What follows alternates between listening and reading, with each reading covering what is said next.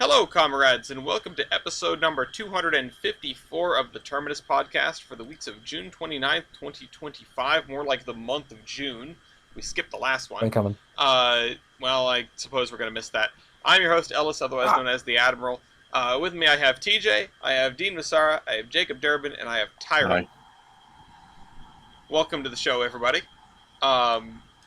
This week we have a great big pile of mantle of responsibility items. We've got a handful of stuff in local service, no locomotive versus, still on hiatus. Not forever, but I'm not sure what I want to do with it yet. I've been thinking of ways to make making the show easier. And of course, we're going to talk about various discussion topics. We're going to talk about heritables. We're going to talk about the Rockland branch. We're going to talk about MATA over there in Memphis. We're going to talk about 2-foot.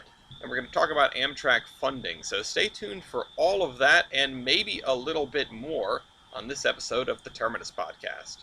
The train will terminate at this station. All right, Dean, quick, before the train goes by.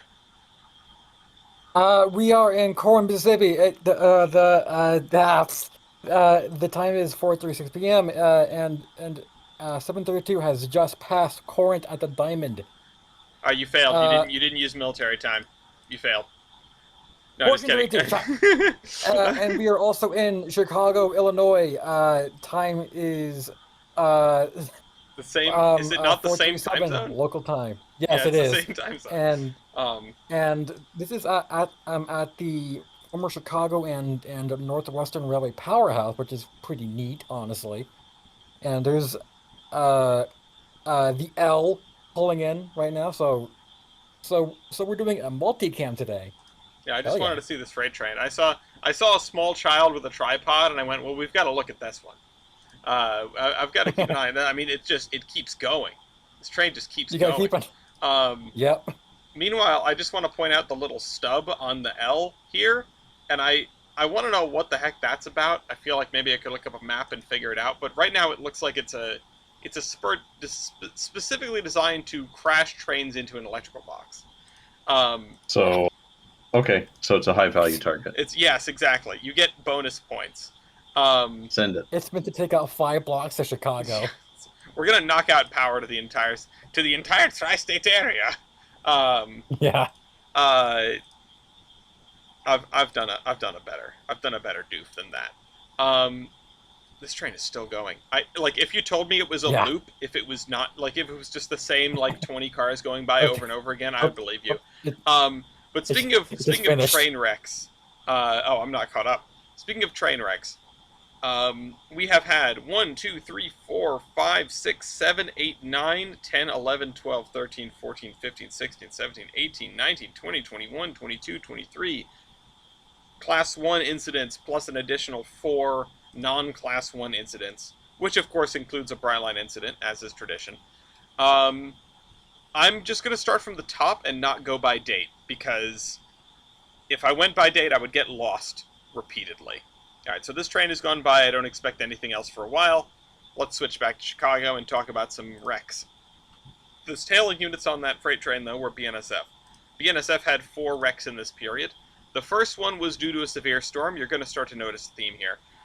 In Fort Madison, Iowa, an empty freight train was derailed during a heavy storm. I don't know if it was specifically a tornado, but it was high winds. Listen, tornado tomato, okay? Tornado potato. Yeah. Did the train go through a roundabout? Yeah, yes. Because the tornado. It's actually, they've been playing Factorio in Fort Madison. They've been playing Create. They are train roundabouts big in Create? I wouldn't think so. Yes, they are. I've seen a lot of Minecraft YouTubers use a roundabout. Oh no. And it works? ? Yeah. Not what you would tend to do in real life, but when your turn radii are really, really tight, you can get away with train roundabouts. We also had a BNSF train hit an intermodal truck at LaGrange. I don't know which LaGrange it is, but one of them, definitely one of them. That was on the 13th. On the 21st, there is another train that was blown over. This one was definitely by a tornado, because that's what the video says, and also it was posted by Storm Chaser Aaron Rigsby. So, yeah, had to do with a tornado. There's a lot of train on the ground on this one, like a lot of train. I gotta see. Fourth one, and you can find all links to every single one of these wrecks in the Cargoes document, which is in the description of this podcast. The fourth one is my current pick for best wreck. Having put all these in earlier today, I think this is my pick for best wreck. They kicked a car, and it ran all the way out the other end of the yard and ran into a train. That was fouling the switch. Oh man, that's a lot of sparks. And then it just goes. It just exploded. Yeah, it's like Ford versus Ferrari. All right. That was the 4 BNSF wrecks. Canadian National has 5. One of them is the first one is like all of the previous ones are not too bad. I don't think anyone died as a direct result of any of these wrecks. Although someone did. The tornado that threw the train around was apparently a deadly storm, which is unfortunate. This one's a little bit less divorced from our understanding of the situation. This is someone who got hit by a train just outside of Memphis, actually. Yep. And the woman was already dead when she was hit. Which... What? Yeah. What? The homicide division says the body had been there for at least a day. So okay. Something weird's going on over there. How on earth would they determine that? I mean, that's what I want to know. Viggo Mortis. Yeah, among other Probably. things, I guess. I don't know. I haven't watched Law and Order in a while, but I feel like if you watch enough Law and Order, you'd probably get an understanding of like at least the way they say it's supposed to work. Did you say Law and Order? Shut up. Twice. Law and Order. Listen. Canadian. As I've gotten older, for whatever reason, I've become less able to pronounce words. Real. IRL. Real. I get tongue-tied. I need to start doing like the King's Speech thing and over-enunciating everything. God. So in second place for best wreck for me is the second Canadian National incident of a train rolling through the buffer stop at the end of the track. I remember seeing this. This is from like 2 weeks ago. I showed Gloria. I think it is just a line of cars that's being pushed. And you can see that there's somebody around the back there that's supposed to be protecting the shove. And he's just not doing it. You're good. It goes straight through the buffer and into the street. And what makes it worse is that you can see someone just like walk right past it, and just like oblivious. Oh yeah, no, it almost hits a guy. It's crazy. Well, really, it like almost hits two because it just like breaks through and like sends like a tie flying. I guess, and if the guy had been any closer to the road, he could have probably been hit. This is why you always wear a hard hat everywhere you go. Always wear a hard hat, a high-vis vest, even carry a clipboard, and you can get into places you would never believe. All right, anyway, we have another Canadian National one, third Canadian National one. This was on the 16th. A train hit a car at relatively low speed, I will add, which is kind of funny. Everyone gets out of the car in time. The car is, like, stuck on the tracks adjacent a railroad crossing. I really don't know what happened here. And good question. And it's sort of like suspense, right? You're sitting here, you're waiting. Where's the train? And then the CN engine like sort of moseys in and pushes this car to the other end of the frame. Those gates and lights on that one are pretty intense. Second one on the 16th for Canadian National. A derailment in... Okay, thank you for pronouncing it for me, because I would have failed that miserably. Tennessee County, the sheriff's office says there was a train derailment. The photo also says there was a train derailment. And the article also says there was a train derailment. Notably, there's a train. It's all over the place. It's everywhere but the tracks. So Yeah. there was in fact There was in fact. a train Oh, derailment. I have a second post about this one. So this is a backup for the previous one. Hey, is anyone else watching the Chicago cam right now? Because there's like a goddamn earthquake going on. What? What? Yeah. It's the wind. Because if you look at the trees, it's really windy. Oh hell! I mean, they don't Oh, call it yeah. the Windy City for nothing, I suppose. Let's move on to I mean, CSX. it looks fine. I was a little bit behind. Oh, well. Don't worry, it'll start up again.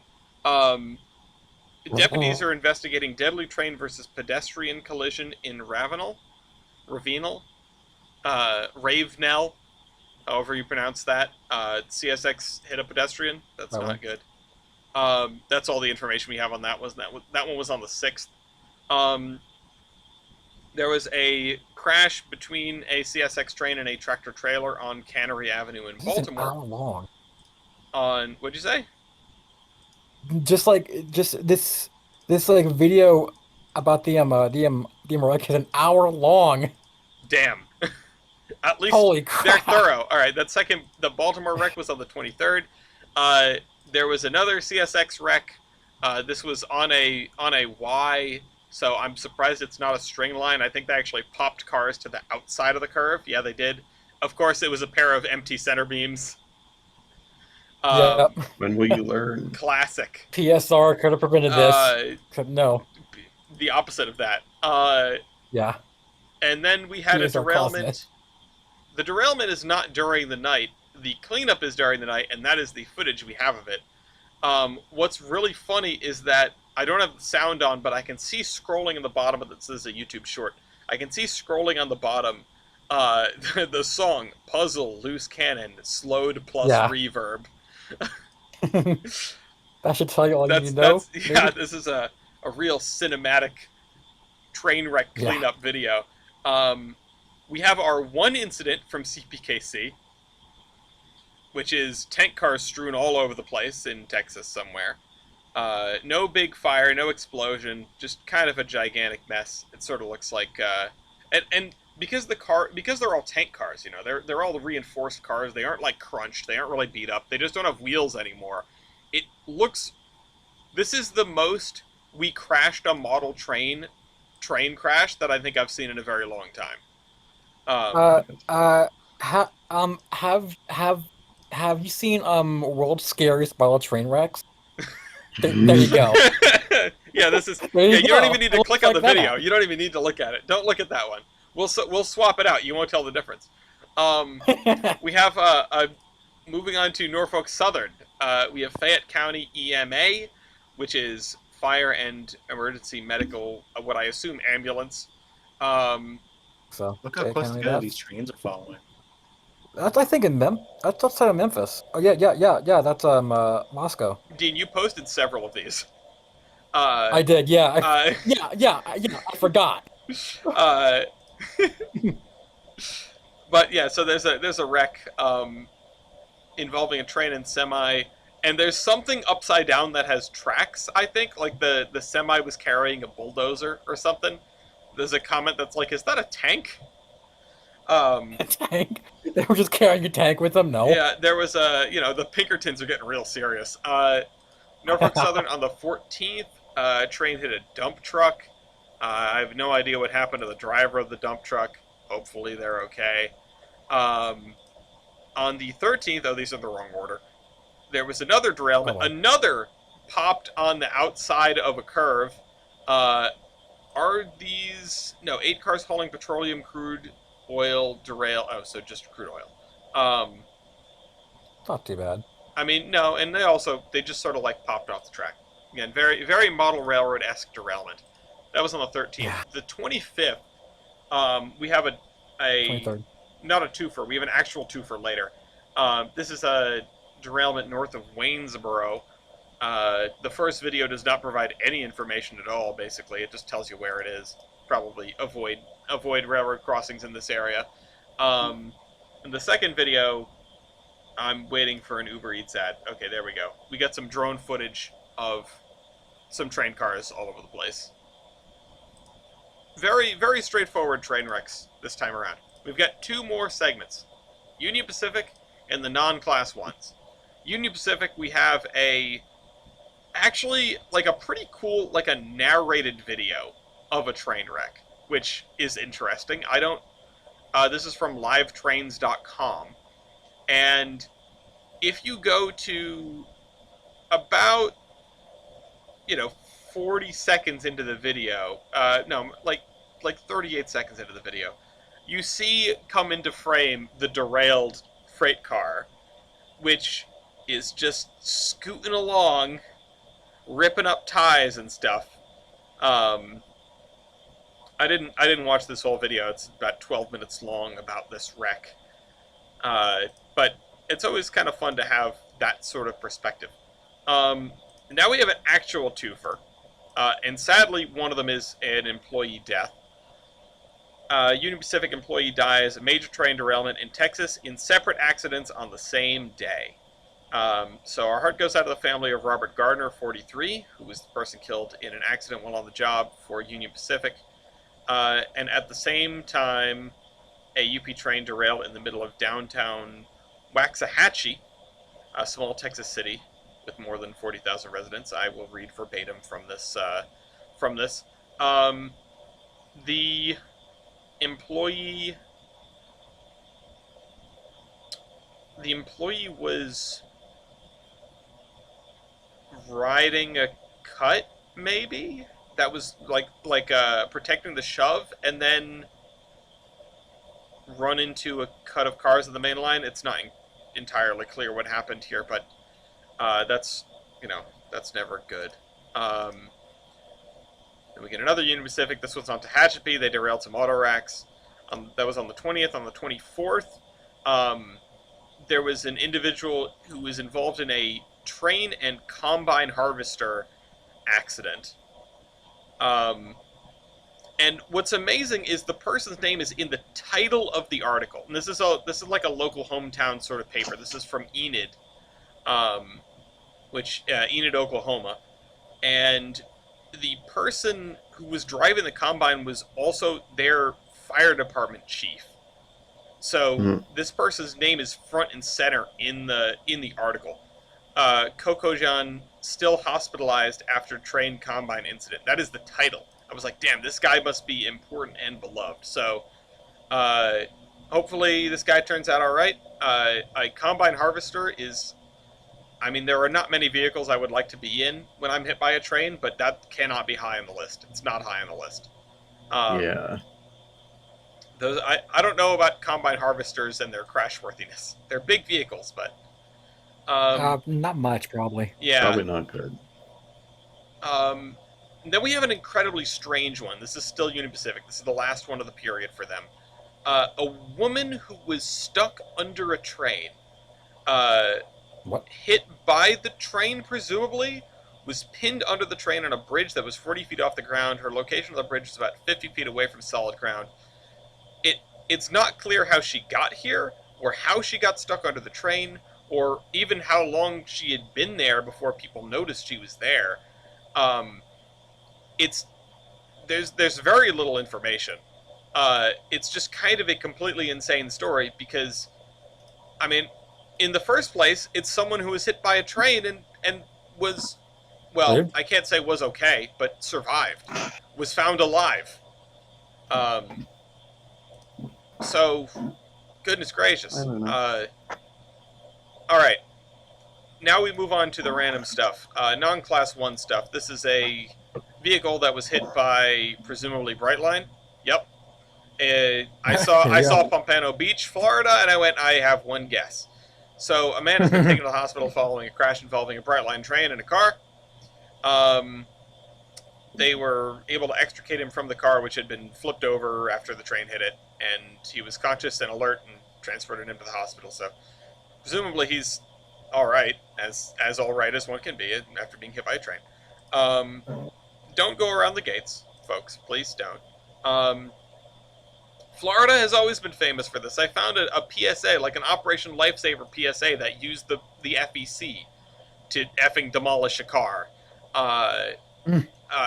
Yeah.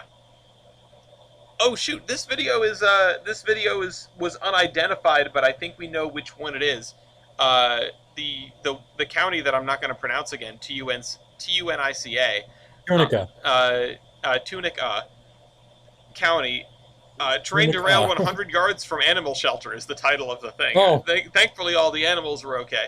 that might be Holy the same wreck. crap! Yeah, no, it is the same wreck. It definitely is the same wreck. And then we have two more.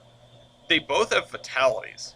One is Oklahoma Highway Patrol reporting that a 16-year-old girl was killed after an SUV was hit by a train in Mays County on Sunday. It's not clear who was driving. Oh no, she was driving. Yikes. Another reminder to respect railroad tracks. There's a reason that school buses and trucks and things, they always stop before crossing the tracks. I do too, not necessarily for safety reasons, but Bummer. it always pays to look out. A train can be coming in any direction at any time on any track. And it gets worse. There was a collision between a train and a vehicle in Gary, Indiana, as if Gary, Indiana could get any worse. A South Shore Line eastbound train coming from Chicago struck a vehicle with 5 occupants that went around the gates and into the train's path, and all 5 people were pronounced dead at the scene. Hmm. They were part of the same family. Oh, that's awful. Yeah. Fuck. So, I don't want to leave us here on a downer, but that is the story for this week's Class 1 Mantle of Responsibility. Have we been here long enough? Not quite. Let's decide, can we pull out of this depression and say, alright, let's look at the ones where people didn't die and pick a best wreck. Again, for me, it's between the kicked car that rolls down the track and looks like it blows up for no reason, and the other one, the one with the shoving through the buffer. Hit car for me. That was hilarious. It's pretty funny. Although, if you're into murder mysteries, sorry, go ahead, Jader. I was gonna say I like the BNSF one where they kicked the car and it just. Yeah, I mean, I think that's a great one. I think that's a congratulations BNSF on the best wreck of the period. I'll vote with the two of you to get a majority here. TJ and Tyron, do you have a pick for best wreck? No, Honestly, the one with the exploder is pretty funny. it's pretty funny. I was gonna say if you're big into murder mystery, I suppose you could pick your favorite wreck being the dead woman who was found on the tracks. Pretty grim, Yeah. but definitely the first incident we've had in a while, or at least a little while, where I have read the headline and gone, hold on, wait a minute, what is going on here exactly? It sounds like, that sounds like the plot for like maybe not a Clive Cussler novel, but like a murder mystery, just in general. Like, all right, carry on with local service. Okay, My visitor is here. I will be right back. Oh, perfect timing. I gotta go get my laundry. Shit. Huh? Have fun, y'all. hard to starboard, hold the ship. All right. All right. Everybody panic. All right, Dean. What have you been doing? Not much really. This past month, the only thing that I can think of note was I was trying to like understand and figure out how to calculate the Southern's check code system, which for the uninitiated means that when you look at a diesel locomotive from the Southern Railway around the 70s, you would see a little letter at the end of the number, and that was the check code. And the way it was calculated is frankly convoluted, and would take too much time to properly explain without confusing anybody here. So the long and short of this, we spent about maybe 4 hours earlier this month trying to figure out how to get it properly calculated, worked out, and I kept screwing it up big time. And I'm like the local Southern guy here, which should say a lot about me. I mean, it And sounds like it says more about how confusing the system is to somebody that doesn't know the ins and outs of it. yeah, but they implemented it for like um computers because I think they had a problem where like the wrong number was being entered, so they were getting like bad car count or something. I have no idea. Like I wasn't in the room, but once we got that figured out, the conversation immediately went to a pipe guns, and then Northern and I shared the single server brain cell and posted the same picture at the exact same time. Pipe gun But might be That is above it. funny. That is funny. yeah, but that's kind of it for me. I'm just boring. I mean, it doesn't No, sound boring. yeah, that doesn't sound boring. You know, Streeter, what have you been up to? Not a whole lot. I've been I haven't done much model stuff lately, other than I've mainly been doing commission stuff lately. Just finally getting things wrapped up. Like I sent, let me find the pictures. But I've had it in my shop it was here for about 9 months, which for me doing a commission is way too long. Yep. But a lot of it was my fault. But either way, I finished up a project for our friend, the man, the myth, the legend, Ryan. Is Longhorn Valley Wakata number 53 that I think he got off eBay. Oh, really? Yeah. And he hired me to put sound in it, and it bricked a decoder. So I sent the decoder back. It bricked it again. So I sent that back. It bricked it again. So I tried a different decoder. That one bricked or did something weird. So I took a decoder that I had out of one of my engines that I haven't used in a while to get it running. So it's not entirely to his specs on how Ryan wanted it done, but it does run now. All right. So Weird. a little frustrating, but finally got it done. And that gave me some motivation to get the rest of my commissions finally done, or at least close to done.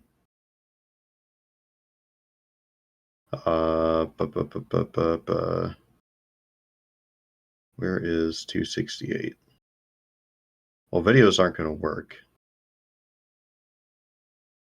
It might. But I've been working on a trio of Colorado-based engines as well. All right.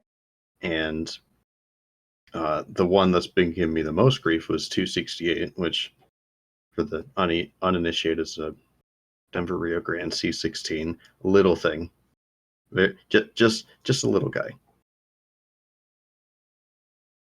Oh, the And baby. yeah, it's tiny. I wish I had a picture of because it's kind of cool. It has a coreless motor with the worm gear like directly on the motor, and the motor is basically all that's inside the boiler, except the wires for the headlights. Okay, so it's got the cutter and the tender. I am assuming. It's adorable. Yeah, it has the decoder and speaker and everything in the tender, and I somehow made everything fit. It was very challenging because it was doing this thing where I'd put the wires in, close everything up, and it would bind. It wouldn't turn over. Then I eventually figured out something just wasn't, like one of the gears wasn't making contact all the time. I eventually got it figured out after just sitting there for hours with a screwdriver undoing the screws, putting the screws back in, and letting everything set. Turns out there was like one little piece of brass wire from, I think, one of the in-cab details, because that thing has a full pack head too. Oh, real? Oh, hell yeah. Yeah, it's a gorgeous little engine.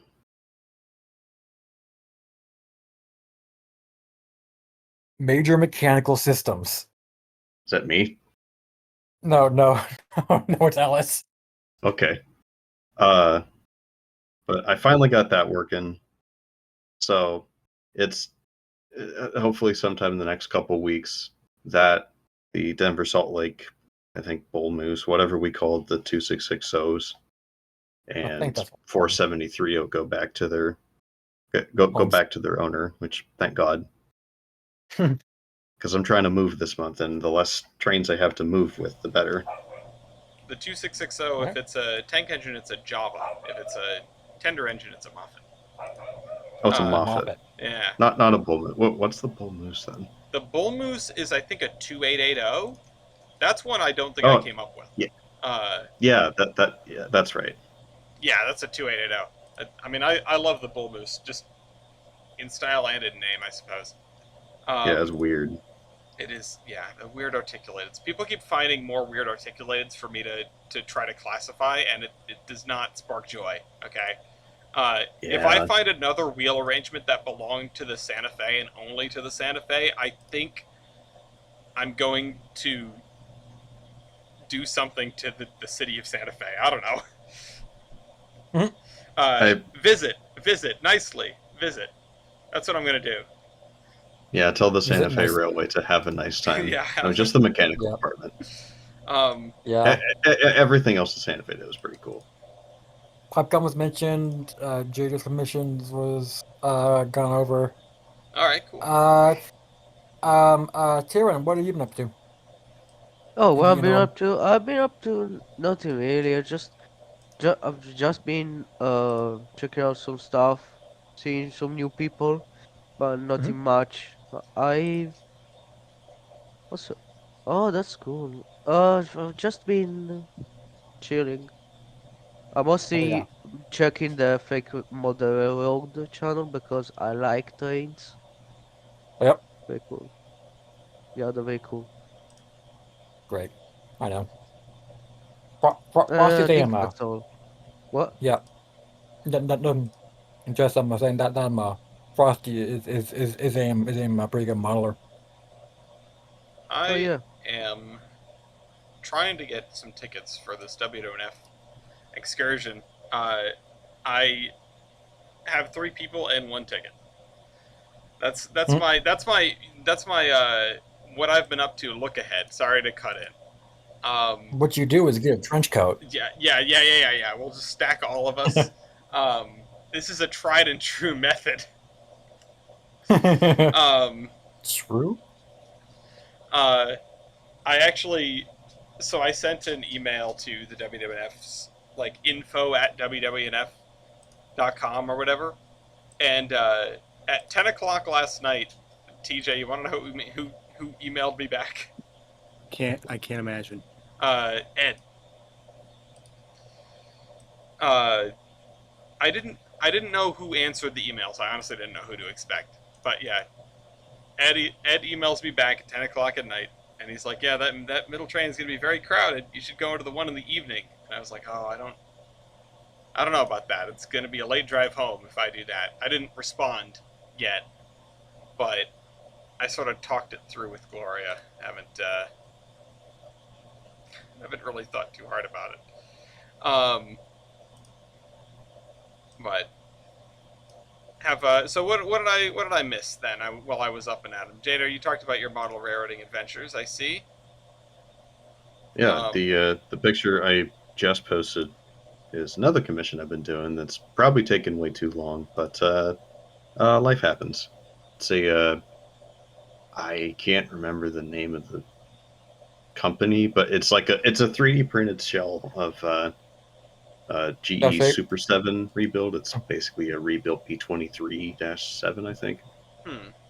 Ohio Central, had, I think, I want to say 10 of them, but I think a couple years ago with the whole G&W EPA thing, they're all retired now.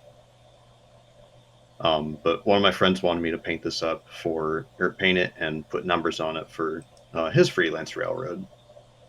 Or it's going to be Ohio Central. He hasn't really decided yet, but it's almost done. I'm hoping to finish it this week, put the last little bits of touch-up paint on it, clear coat it, and then it's out of here. Out of here. Yeah, thank God.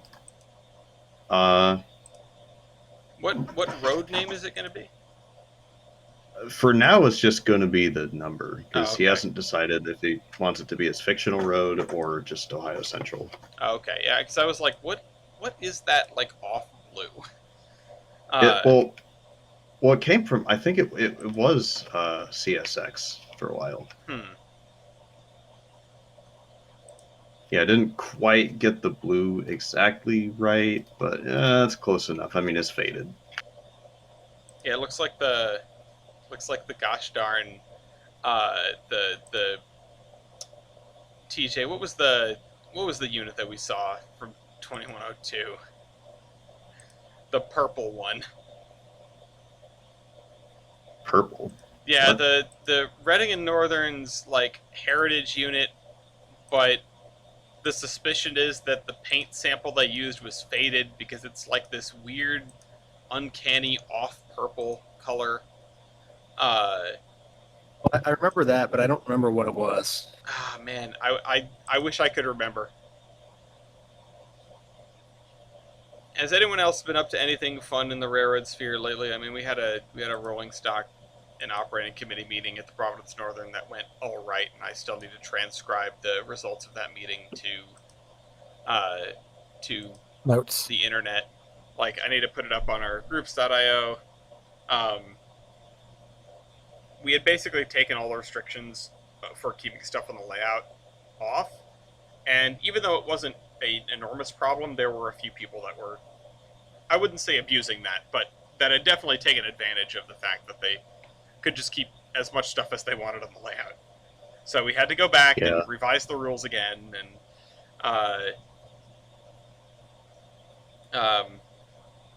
I see that Tyrant is typing playing a lot of Railroader, which is, Same. yeah, that's a real mood right there. Do you play with mods? Yeah, I mean, What is your favorite mod right now? my favorite mod. Oh, I need to check again. Let me check. So I can, while you check. I Oh, sorry. No, go ahead. No, I think it's like it really depends. My favorite one that I always get is the refueling waypoint. Refueling waypoint. That is, Like that's mm, super useful. I like it. yeah. Considering refueling is the only thing I do by hand anymore, I should probably just bite the bullet and get the refueling waypoint mod. Also the PLW E2s. I like them a lot. Those are also good. I like them. The what? PLW E2s. The British engines. Oh, yeah. Thomas, um, right? is it? No, is it a different E2? I didn't think it was that E2. No, I think it's Because I I thought think Thomas was it's like the LB and S something something something. no, it's there's also a LBC LBRESC livery, but Well, I yeah. no, yeah, there's a LBC. There's a lot of liveries on there. Oh, okay. Okay, yeah, it But is. It hold is. up, Yeah, okay. let me buy it real quick. Let me I buy found the it. thing. I'll go Shunting trucks and hauling just freight. Okay. I was gonna say, I feel like aside, as far as mods that currently function, because if it was up to me, the best mod would be the catastrophic failures mod, but the engine market mod and Yeah. Scrapalacia, best pairing of mods that we have right now. It makes oh me, yeah, Jada. Earlier you were talking about like, oh, I got to grind for that, and Yeah. I don't enjoy. I don't enjoy any of these situations where I'm repeating the same day over and over and over again. And I know Railroader is very good at shaking things up because the industries don't always request cars the same day. Um, you know, things are a little bit different day to day, even if you haven't changed the contracts at all. However, Mm-hmm. I so don't enjoy the grind like it's not mentally stimulating. I need each day to be a little bit different, and the operating Scrapalatia makes that work because every single 12-hour stint, I'm checking the engine market and going, what can I scrap? What can I buy off here to scrap? Like, I get to make a decision now. Is that how that works? Like you buy it, and then like you just drop a piece of equipment there, designated for scrap, and it just turns it into dust Basically, it and takes a little dollars. while, but yes. Huh. Like the condition slowly goes down until it hits 0%, and then it's gone. Um, Huh. it it is done really cleverly. Like the mod itself is very clever, and the synergy is perfect. I mean, you open if you haven't played with it before, you open your purchase window on the engine market mod, and it shows you how much everything is worth to purchase, but also how much it's worth in a scrap value. Oh. Um, and sometimes the scrap value will be higher than the purchase value. And those are the ones you're looking for. You go, oh, I'm buying that, and I'm going to grab it, and I'm going to bring it over here, and over the course of the next, 4 days, it's slowly going to dissolve. I I I might get that because I really want to get I want to get a diesel for Dillsboro and Silva. Mm. Well, and I love the fact that, I got a good week or so, maybe more, into the last save that I did before I restarted again, because they keep updating the mods. Um, and I had never, I did a full rebuild on a Mikado I bought. I never purchased any parts. They all came out of Scrapalation.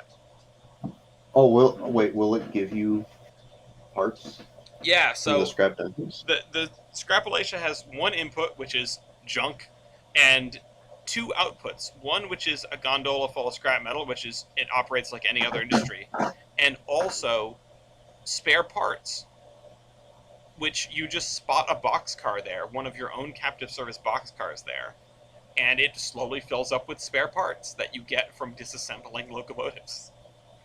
That I might have to get that. It's such a good mod. It's a great concept. Like, it's a simple concept, and it's really good. Oh, Yeah, here's what you need, Jader. A good tire in just posted. that's exactly what I'm looking to get. Just an SW1 to kick around Dillsboro and Silva. Because Yeah. I like I don't know, or even just for Silva and just up the contracts there so I can have that I mean, you. be a money I pit. mean, I I honestly like more the wizard. One of the or the I'm clicking the wrong things. Oops. Hang in there. Yeah, the GP9 and the 67. Let's see. Yeah. I like more. Which one do I like more? Hmm, Um, I like more the GP9. It's very strong, very strong. I want to buy an Yeah. RS1 in my save. I want to have some Alcos. Uh, Oh It's kind yeah, of the Arcos are good. I like the Arcos. uh, yeah. It's kind of like my friend Chris and I have talked about this a couple times. It's like they have a GP9, but where's the GP7? do we have an SD7? I think so. You're checking the boxes a little bit, sort of. Yeah. I mean, if somebody could if maybe the livery mod can do this, I'm not sure. If I can do C and O livery on a Jeep, I will buy 10 of them. Just okay, yeah, we're dieselizing tomorrow. becomes CNO. Precisely. Shoot, I forgot what I was gonna say. Something else about railroad or chicanery. Um, yeah, no, Another is fun. it's a great mod. It's a fun game. I like it a lot. And of course, soldiering on in trains on the Tolkien Peninsula. It is what it is. I finished some fairly like monumental areas. Like I'm glad to say that I've moved on from a certain from some what I've been referring to as triangles because they're triangle shaped, but they're just like the areas, the bounded areas that I said, all right, I'm finishing this before I move on.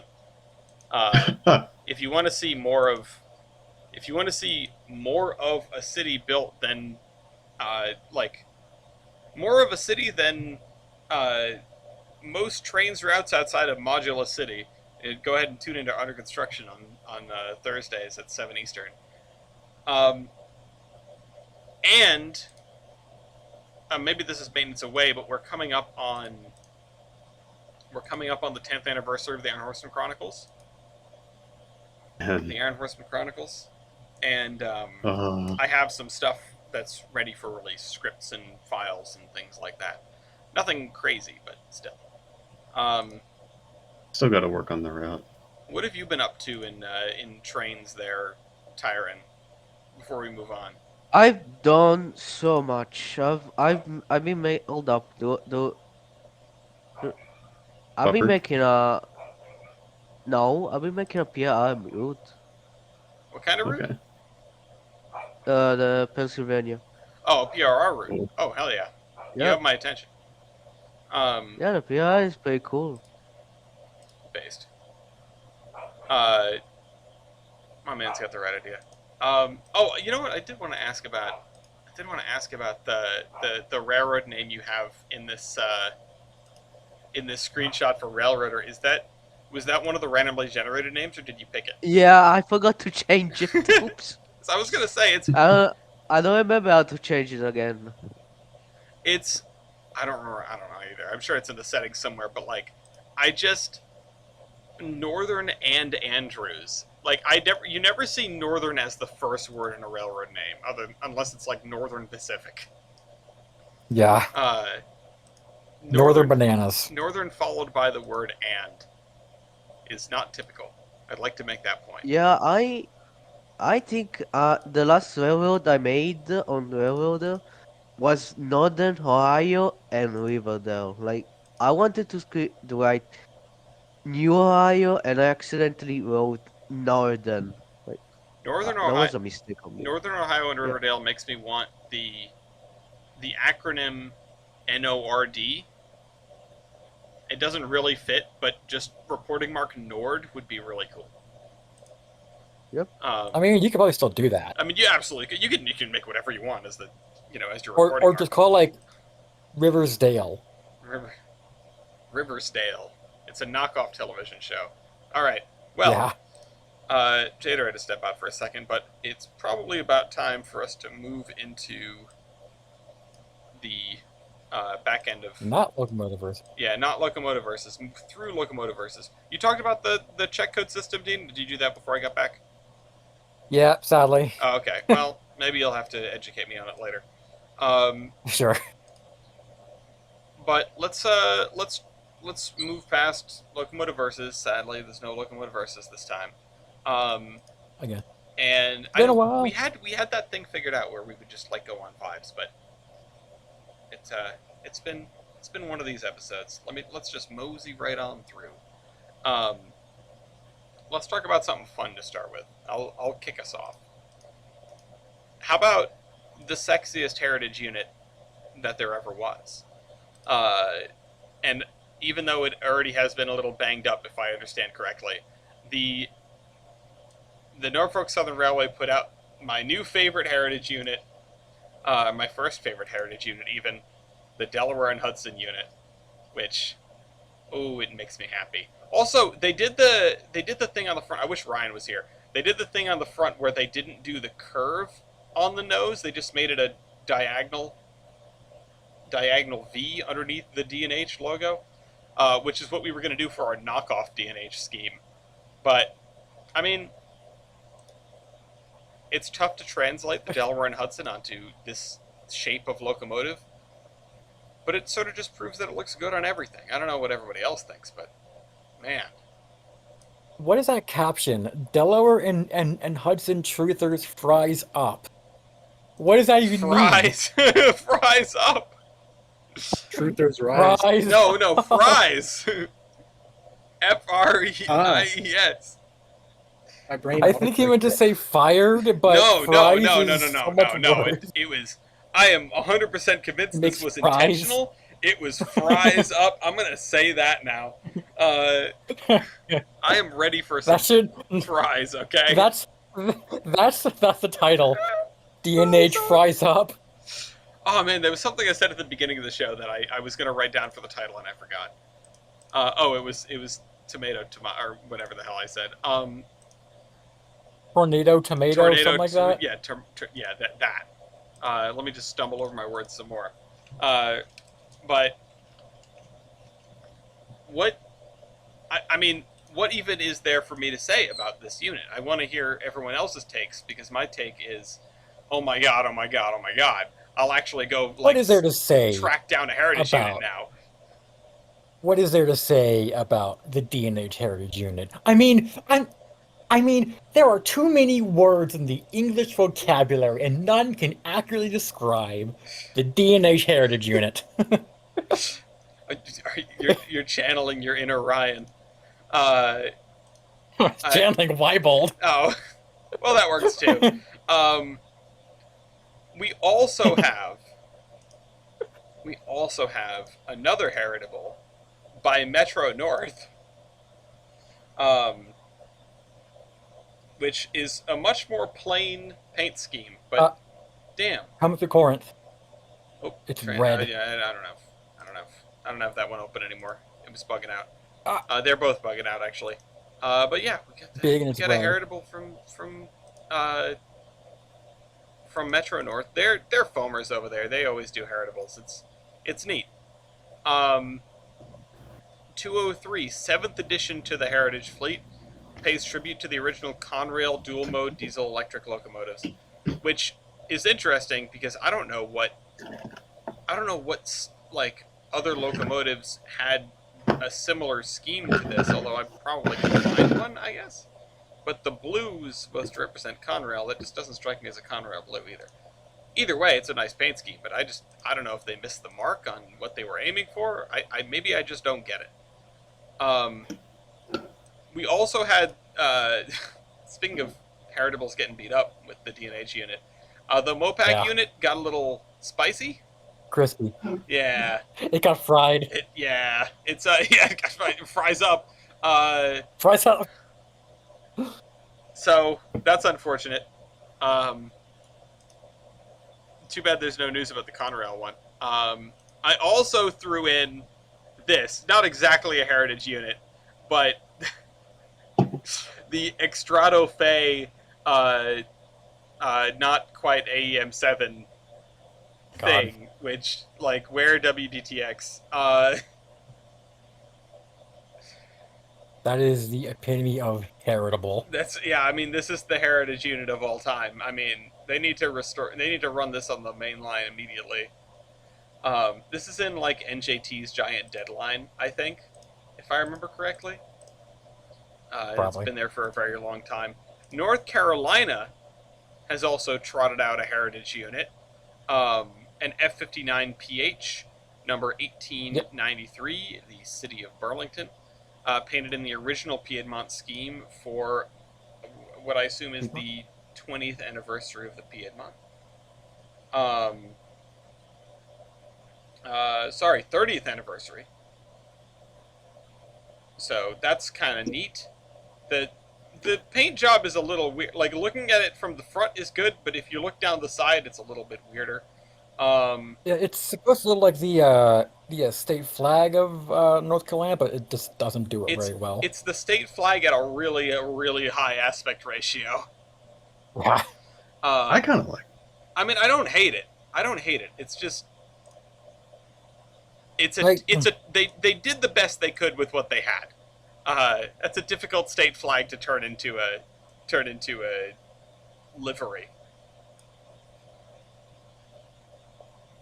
Well, I mean, it's nice though. They could have done better, I'm sure. Yeah. Like they could have just used the like put it like all over it, like like I like like it. and not had it so squashed down, but Yeah. have it cover the entire locomotives. That's what I mean. Yeah. No, Because then it would look better. I think it might be better if they hadn't made it just a stripe and made it the whole car body. They've Yeah, got a half a car body that's all gray, which again yeah. looks pretty. Like I like it from the front. I like it a lot from the front. Uh, Just from but the side, it just falls flat. but it's cool that South Carolina is doing this. You know, That's North Carolina. that's North Carolina. Yes. It's cool that North Carolina is doing this. That's right. I wrote North Carolina. Um, What's the difference? damn, got him. I mean, we appreciate. I mean, you guys North Carolina's appreciate my the sister state. appreciate the like you said the the I attempt. appreciate the attempt, indeed. Yeah, Yeah. appreciate the attempt. There you go. And we're gonna bring it back to the DNH because let's talk about The Delaware Railroad. let's talk about our friends, uh, the PA and this RS3 on the Delaware Lackawanna, formerly Doyle McCormick's PA. They've just been newly painted. They're gonna go on an excursion at some point. That's they're all looking real nice. I don't know if they're running real nice, but I'm sure they're looking nice. Yeah, they're out here as the poster children of the Delaware Lackawanna Railroad. I don't know what the schedule is for them. I don't know what the plan. I think they're doing like one excursion. That's it. I think it said so in here. That's it forever. Yeah, then they're just going back in the shed forever. It says it'll make its public debut next month. So I don't. It doesn't say that there is a public excursion. I don't know if there's going to be a public excursion. Oh wait, Dale officials said the engine will make its public debut in passenger service on July 11th and 12th with McCormick at the throttle. Oh Yeah. boy. Hey, Doyle. Hey Doyle. He's running it. Uh, Hi, Doyle. your chum. So anyway, additional public excursions are planned for later in the year. All right. Well, you might get the chance to see these things wandering around the Delaware Lackawanna. That sounds like it would be a great time and a total foam catastrophe. Yeah. Yeah. Hopefully nothing Really? explodes. Speaking of debut, Go ahead. we are one step closer to the dream once again becoming a reality of passenger rail to Wiscasset because Really? the Rockland branch. Well, I don't know the Rockland branch. I mean, sort of because it's open now and they're not gonna like tear it up. I mean, that's what I mean. Like, you know. All right, so we go steal some passenger cars from. So anyway, I so don't know, totally contact. not clickbait. We're gonna get passenger trains back now, and they're gonna be steam powered, and they're gonna run on the half hour, and then there's gonna be schooner there too. And Wait, seriously? anyway, so the no, Oh no. so PJ's just being funny. I heard the scoot. Like I was not with you until you said scooter, and then I went, huh?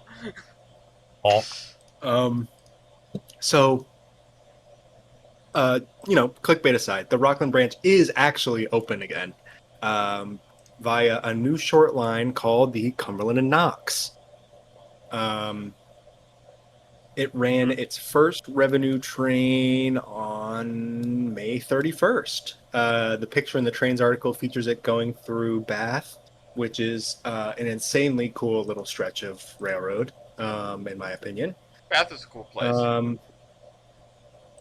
It's a subsidiary of Main Switching Services.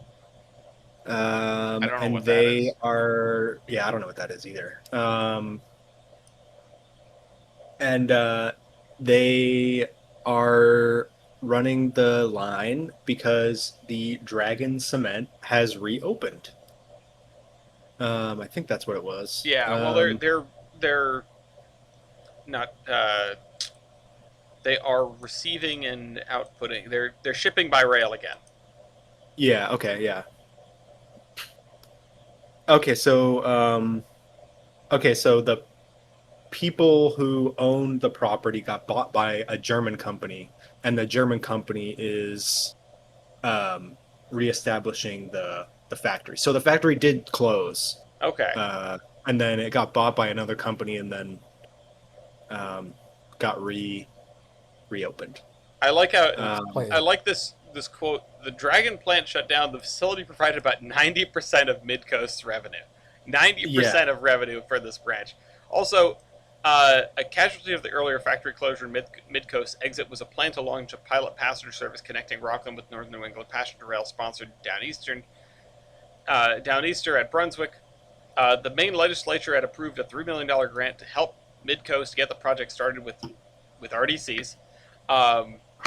And then the the previous operator of Midcoast bailed on the branch because Dragon shut down, so the money went back into the state budget because there was no one left to receive it. And we got to see an RDC down there exactly once. yeah. So it says the new Dragon Cement owners want to see if importing material from Pennsylvania on a pilot basis works for them, and we're here to support that. After reaching out, we've also had interest expressed from businesses that both previously used rail or are open to trying it now. So not only are they going to get Dragon back, but they may get some new customers, which is always good. Oh shoot! Because anything to make them like less reliant on one company would be great. I was at this point like the company should be running the railroad. I don't know. It's vertical integration. It's interesting. The main switching's Finn Kelly, just east of the Brunswick station. He looks like he's like our age, which like who's running this main switching? Like I don't know about you, but that is a crusty photo. That picture has 12 pixels. Yeah. So apparently he does look our age. Workers had been high railing the right of way to reconnect and test highway warning devices. No immediate track issues. 120-pound rail. No locomotive arrived on the property until last Saturday. This is as of June 3rd. No locomotive had arrived on the property when 1555 coupled onto 12 cars left by CSX next to the Downeaster's Brunswick maintenance facility. 1555 looks like a chop-nose Jeep. Oh, it's an XCP GP9U. Cool. Also, they're bringing in, for the cement plant, they're bringing in blast furnace slag from Pennsylvania. That's what the Pennsylvania connection is about. Also, here's a picture. You can use slag in cement. Here's a picture of them going through Wisconsin. Open TTD taught me that. I think I learned that in I want to say one of my geotechnical engineering classes. So if you look, if you look at the picture of it going through Wisconsin with the 6-car train, you can see the old trestle pilings just to the left. From there it is. I believe that's what that is. Cool. So yeah, very cool, very very cool. And so the whole thing that I was saying about being closer to passenger rail was because we're in the process of getting it sort of, and then the people who are operating the line were like, nah. So now that the train's operating, there's someone operating the line again, and it's not just deactivated. There's the potential for this whole pilot program thing to like get the wheels going again. So that's what I meant by the clickbait at the beginning. Personally, I not to be a wet blanket on that. I don't mean to be, because I think it's very possible if these folks decide, if this kid our age decides that he wants to do the same thing that the previous operator was doing, assuming that this deal with Dragon Cement stays in place, then it seems like the legislature would be perfectly amicable to go down that same road again. But I feel like it's tougher to do that than it would be to theoretically just extend the Downeaster further. I mean, I don't know. Yeah. I don't know what kind of legislative hurdles you would need to get over that. And I know that there was a main rail expansion plan that got canned by that got canned by their legislature, which we will talk about later. That's in Tyron's section. But now that there is a freight train here, I don't know if it would be easier or harder. I'm just glad that there's some life. Yeah, that's more so what I mean. Like I'm not necessarily talking about the exact thing with the RDCs, but like, now that the line's like active again, there's at least like a possibility of some form of passenger rail coming back to the mid coast, like the northern mid coast, which would be cool. Yeah. Especially in a few years when they're going to be testing out a certain locomotive uh, in Wiscasset. Interesting. Now to my correspondent, my field correspondent, for more details. Jader? Yeah. So there are 2 Monson Fornies left in existence. 3 runs for, as far as I am aware, it hasn't ran since Edaville, right? Ran in Portland for a little while, but yeah, you're right. Okay. Yeah, hasn't ran for a while, but as of 2 days ago, main locomotive and machine has taken the boiler off. I love the army-looking forklift, or front load, or whatever in the just picture. heavy enough, stuck on the side. It's kind of cool. Yeah, some of the equipment at the WWF Sheepscut complex is very interesting. The main I'm sure compound. it's just. Where's Big Thickums when you need it? I'm sure it was just, hey, do you want this forklift? Yeah, sure. We'll paint it eventually. Yeah. I really I don't know where it came from. I don't know why it's I wouldn't be in camo. surprised if they just like got it like that and they're like, "This looks cool." Yeah. And they just probably got it from the stenciled army. the name on and called it a day. They Because turned somebody it into wanted- the surplus store.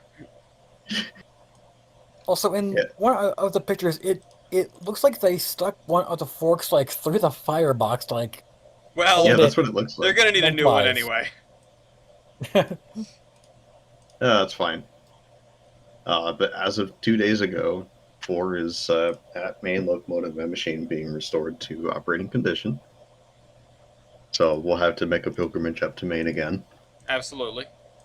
Boy, will we! I will let you know if there's anything cool going on when I go up there in a couple of weeks for this lavender train. Oh, wait, you're doing the lavender train again? Yes, we are. Yeah. And that's why I'm not so opposed to doing the late trip, because it's the late trip. It's the nighttime That was so lavender. fun. That was so much fun. I should sign up to be a car host. Yes. Yeah, do it. I mean, honestly, I don't know if that night trip is as late as the previous one. There are only 3 runs of the lavender train. I don't remember the timing of the last one. I just remember we were coming back at like 8:00 when we were up there. So I don't know if it's going to be at night. At any rate, yeah, this is really exciting. Still cool. Though. I'm glad to see number 4 getting some attention. Much needed attention. Yeah, the only 4 is, I don't know. It seems like it hasn't done much. The only reference to 4 in my head is the picture of Hazel reaching out and touching it like E.T. Yes, it's real. And then touching. Oh. Oh, yeah, exactly.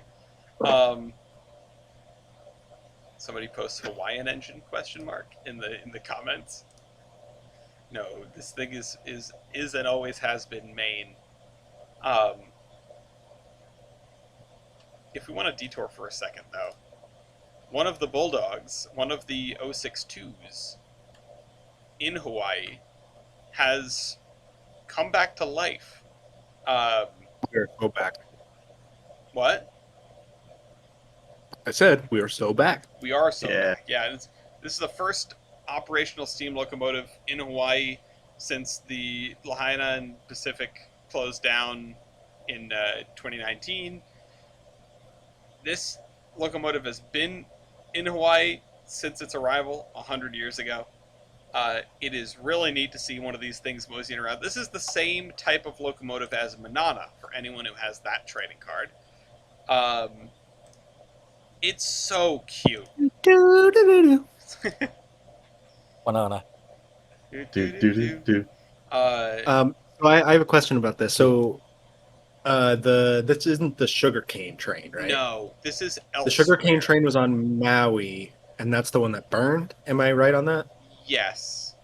Although Really? yeah, I mean there was a lot of fire, and I think they lost like some of their facilities. I don't know if they lost any locomotives in the fire, but it was pretty devastating for them.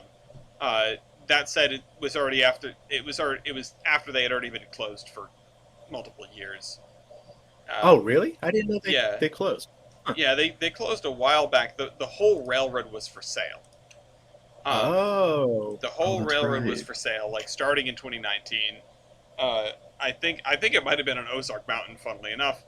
But the deal was it closed in 2014. Oh my gosh. in 2014. The deal was you could buy the whole railroad, but you had to buy the whole railroad, and you had to like get it out of there. You couldn't buy it. Yeah, I'm reading that on the Wikipedia. Yeah. Yeah.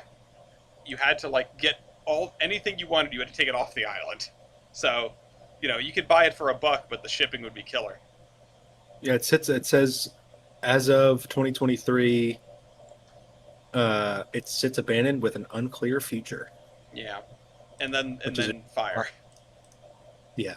So yeah, because I was talking to someone the other day about how they rode a train in Hawaii, like a steam train in Hawaii. I was like, oh, I know what that one is. Yeah, unless it was in the last couple of days. Yeah, no, it definitely was not. But this is on a different island, right? So this is apparently on a different island. I don't know my Hawaiian Islands very well. Yeah, I was gonna say, so like I didn't know there were multiple like tourist railroads in that whole complex of islands. This doesn't strike me as much of a railroad. It seems to me like, oh, they have a section of track that they can schmutz around on. So maybe it's more of a Kama situation than it's like, oh, we have some track and a locomotive that we can run on the track, but it's not really a railroad that goes anywhere.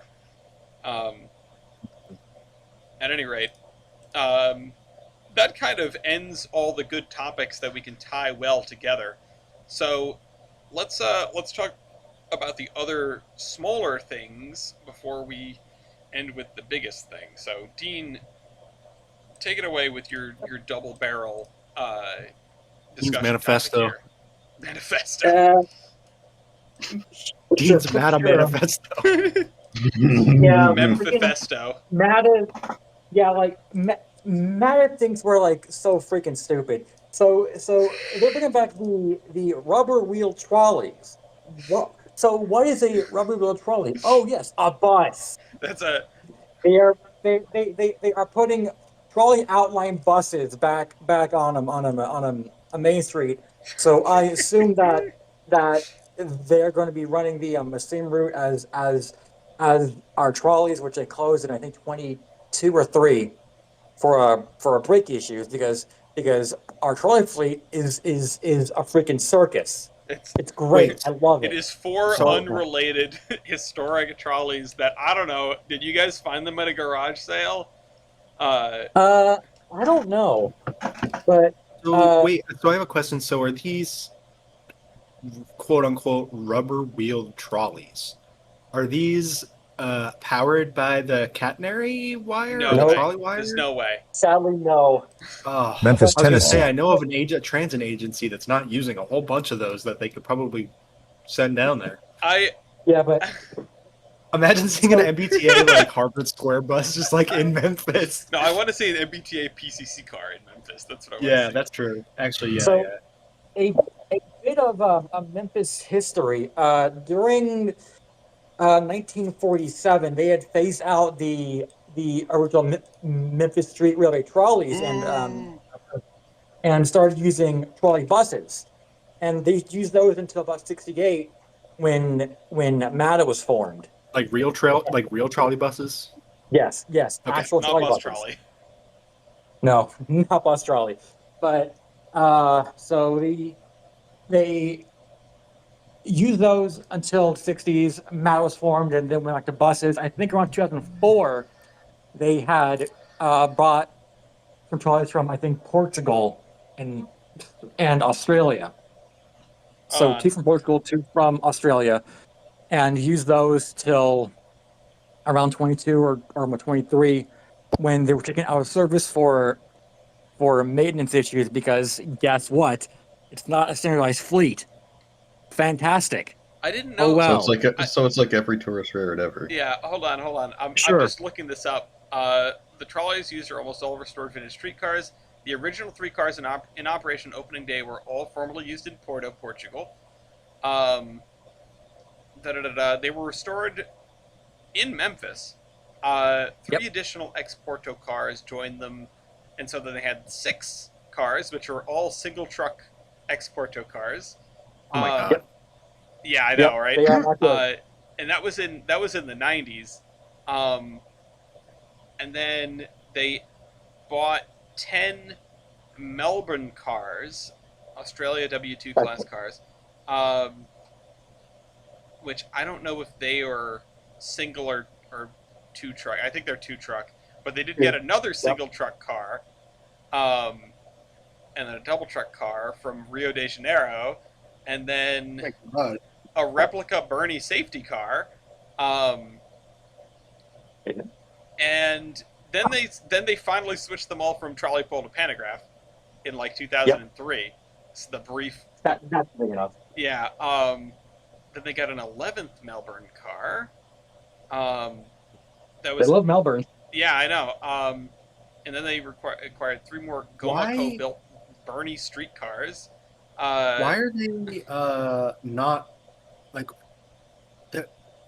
Why are they buying? Like, are they like doing like the whole Southern car no rust thing, or like what are the like? What's the deal with Good question. buying all these cars from the know. Southern Hemisphere like that? I mean, they half of them are from Portugal and half of them are from Australia. They got an even split between the hemispheres. Okay. Okay. Still. Quiet. They acquired 1 second-hand Siemens Duag U2 LRV from San Diego Trolley. Yep. Then it caught fire. Okay. I didn't know that. And Yeah, they- that's what you're talking about the MBTA being on fire. I know. It's like, oh man, It's one time. this is a comedy. We need a comedy. Yeah. About Mata. We need a Mata sitcom, yeah, with like a laugh track and everything. What's the matter, you? Yeah. There you go. I love the quote from the article, which is, while these trolley buses, bus trolleys, are a temporary solution, we're eager for Mata to prioritize the restoration of the tradition of trolley service. That's a quote I like. Like, that's cool. It's good that they're paying attention. I still think they're being completely ridiculous, and they need to get, like, modern cars. Especially considering that these are, like, all mixed traffic. This is all, like, streetcar, proper streetcar. There is, I remember looking at the map a while back, and there are some sections where it's separated, but there are a lot of sections where it's not. To the point where I had trotted them out at some of my meetings to prove that you could, in fact, have a streetcar system in the modern era that did goofy stuff, like run on one side of the road. Although, it's not a great argument, considering. The sentence after that, which is the Downtown Neighborhood Association is committed to advocating for a clear timeline that doesn't stretch on forever. Well, that's not going to happen. Oh, God. Memphis. I wish you luck with your trolleys, Dean. What a catastrophe. Yeah. Listen, you only So had dumb. one fire. I think you're doing pretty good. Yeah, just one, as opposed to dozens a year. No one has jumped off into the river, flipped off the Coast Guard, and swam to shore. So, There you go. Anyway, you had another little piece of news in here. What was that about? Yeah, so a Southern FP7, I think it's, where is this? It's at, the North Carolina Transportation Museum. They have an FP7 that turned 75 recently. Yippee! Cool. Yeah, so birthday cake and enema, everything, but they couldn't feed it to it. Oh well. I mean, you Edge. can. You need to like dissolve it in diesel and then feed it to And it. the diesel, probably. Diesel cake. But- Diesel But cake. yeah, diesel. That sounds horrible. But yeah, that's been around since 1950, so it's decent. We have It's decently aged. we have breaking news. Speaking of old stuff derailing and etc. We have breaking news posted 30 minutes ago. It was not posted in Yep. Terminus News. There's Dang, a photo charter. there's a video of an FL9 committing multi-track drifting on the Naugatuck What? Railway. Yeah, hold on. I will. Ooh, it picked a switch. Yeah, Oh, it picked a boy. switch real bad. Hold on. I'm gonna forward this Oh to my to god! Please do. podcast. I want to see this. Terminus Oh, it podcast. stopped real fast Um, though. Oh god. Just the thumbnail. Yeah, no, it's the video is as bad as it looks in the thumbnail. I'm gonna throw this in the cargoes. Going at a decent clip.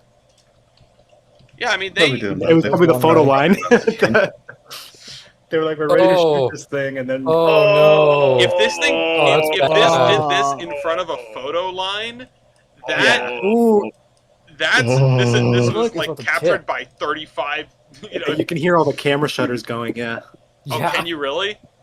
yeah. yeah. Oh no! All right, well then I definitely Just don't like- feel bad about sharing this because it's like, okay, are they gonna say, no, don't Like share that around. imagine being the engineer because that looked like it could have tipped. Oh yeah, Yeah. I thought it was gonna go over. I honestly did. You know, that's rough. That's really sad for multiple reasons because it effed up the rear truck of the FL9, which which is that's rare, I the think. difficult one. That's the God. that's the A1A truck with the electrical pickups in it. Oh god. Someone's getting fired. Ooh.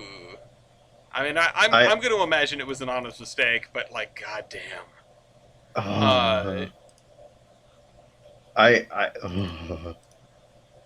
Yeah. Well, Jader, you did your check ride between last episode and this episode, right? Did you? Yeah, Yeah, I can't remember if I talked about it. You had You it. didn't You pick had a it switch, did written you? here. I don't know if you talked about it in local service, but I'm glad you stayed on the track. Is what I'm getting at. Yeah. That is true, and I didn't go off the end of the track either. Yeah, that's good. Because quick tangent, we go to like a log cabin village on some of the trips, and it's right at the end of the line. The track used to keep going, but there's a road now, and the track ends at the road.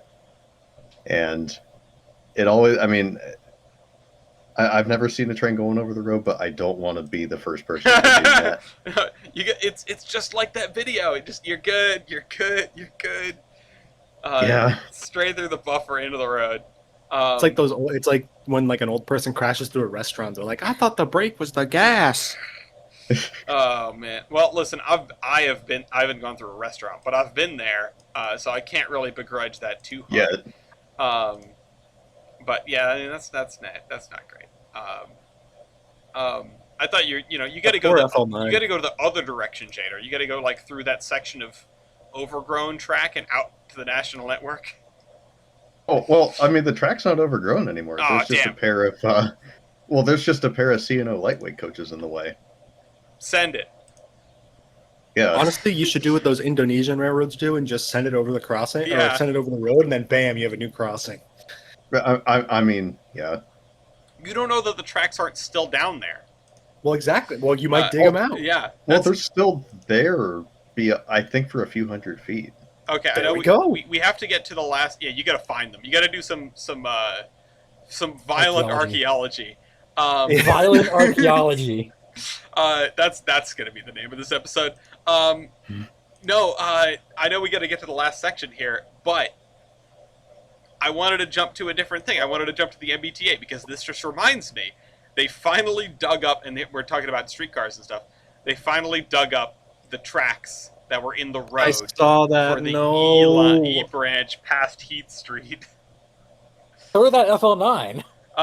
Damn. True. I was so disappointed to see that. Like, I know realistically we weren't going to get an extended E line or anything like that, but man, Yeah, it's a E. bummer.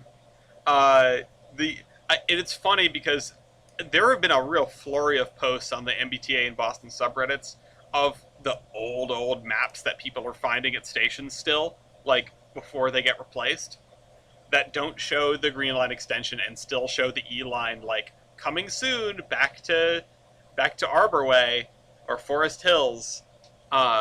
But no, Oh my god! you know, Imagine being able to connect with the E line at Forest. Oh my god, that'd be so good. it would be Like, there's just like a massive gaping hole in the MBTA, like going like opposite the directions of the commuter rail lines. yes, Like perpendicular to all the commuter rail lines and the orange line like and a stuff. hub, like a circle, like Yeah, around Boston. like to get from like Porter Square, Central Square, and Cambridge down to like Ruggles and Forest Hills area is like miserable. Like, or to like there's like no transit connection besides the commuter rail to like Alston and Brighton. There's just like nothing out there. Like it's just like such a deficit of the system that like the Green Line sort of maybe a little bit used to help like you know avoid, but yeah. Anyway. Yeah, it's a shame. I mean, My rant about how, no, how no, annoying it it's is to fine. take the bus Like, to work. Like the E branch past, well, the E branch like even before Heath Street, but definitely south of Heath Street, and the A branch, they were all in street. They were all mixed traffic. They weren't great, especially after the 1950s. Which is a shame because it would be it's lovely. Like streetcars are lovely. I love light rail. But sometimes you got to make do with a bus, I suppose, or properly make room for your light rail. But that's never going to happen. The other I'm once again MBTA asking article. Massachusetts to build a elevated railway over Mass Ave. Yes, we're gonna make Mass Ave double decker. I still need to look at that video you sent me that shows the crazy ramp for Point Street in Providence. Yeah, there's literally like 1 10-second shot of them building it, but there's evidence that it exists. It's like an effing cryptid. It's a civil engineering cryptid. Okay. Apparently, the MBTA also had a meeting about the problems with South Coast Rail, plagued by cancellations because of shortage of qualified crews. All trains have operated for the last 6 weekends. No cancellations are currently expected in the coming weeks. Odd time rate is about 77%, which isn't great, but isn't terrible compared to the full system is like 90%, so it's dragging that average down. 90% on time is pretty decent though. And yeah, Eng, is it pronounced Eng? Yeah, I think so. Said double tracking the mostly single track line is, quote, on our to-do list, and that electrified service could also be explored. Which is interesting because it's like, but phase 2, like just do phase 2. What do you mean? Don't double track that.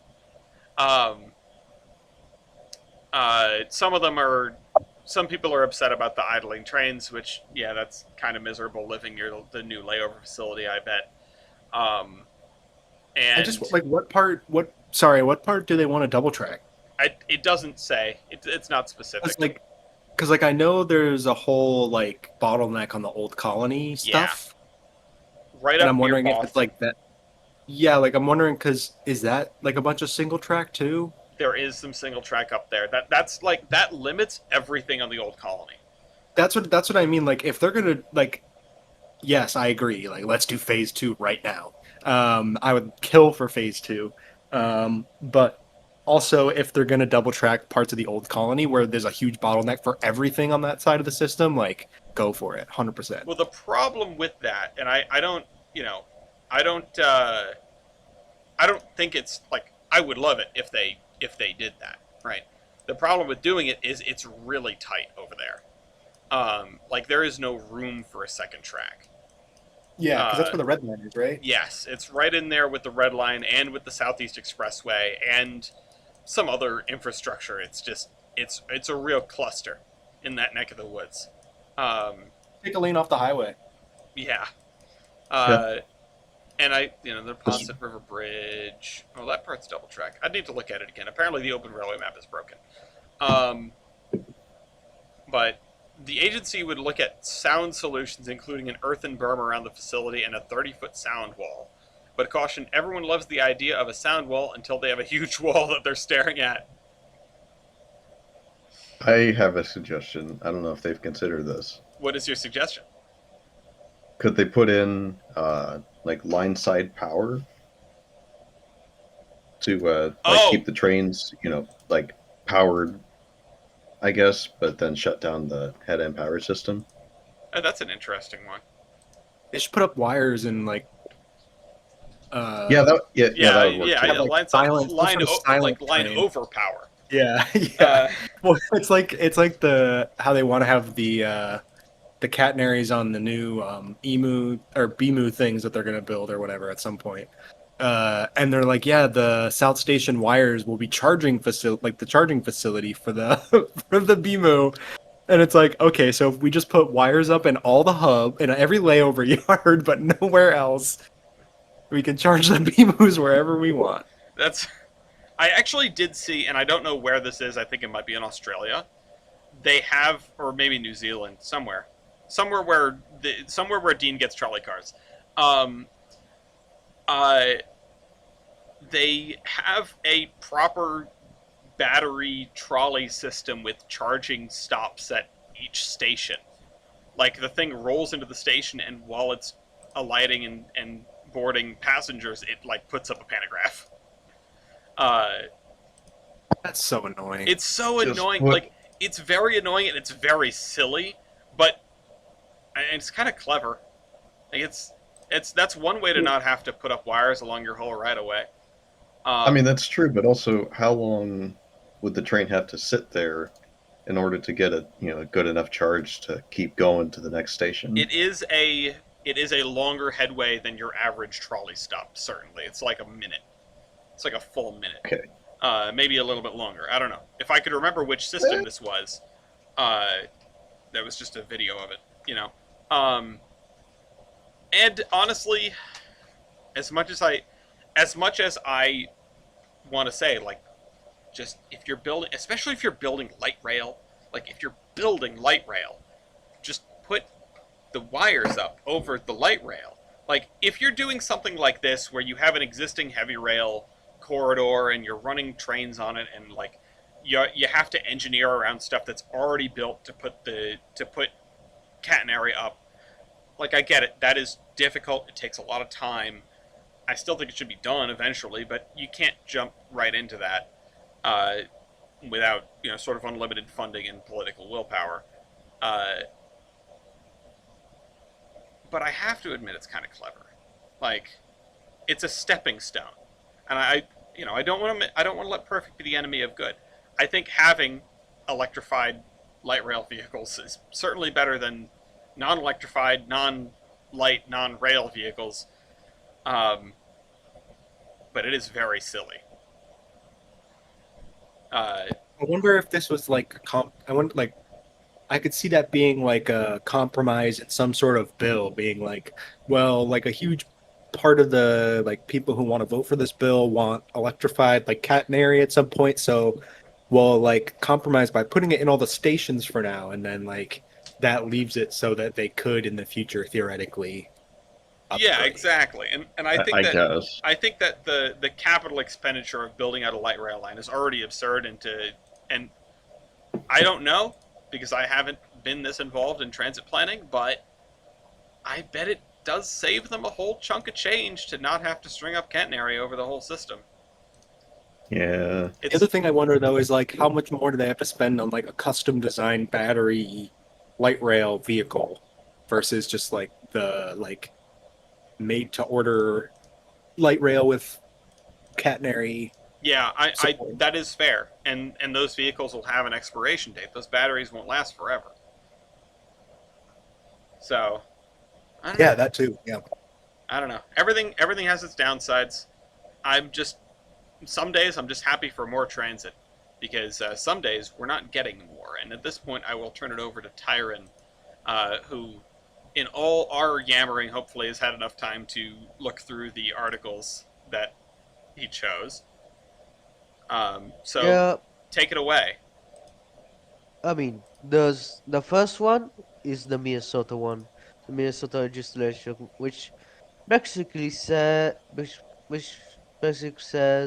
that 77 million in funding for the Northern Lights gets for Northern Light Express is dead, dead in water.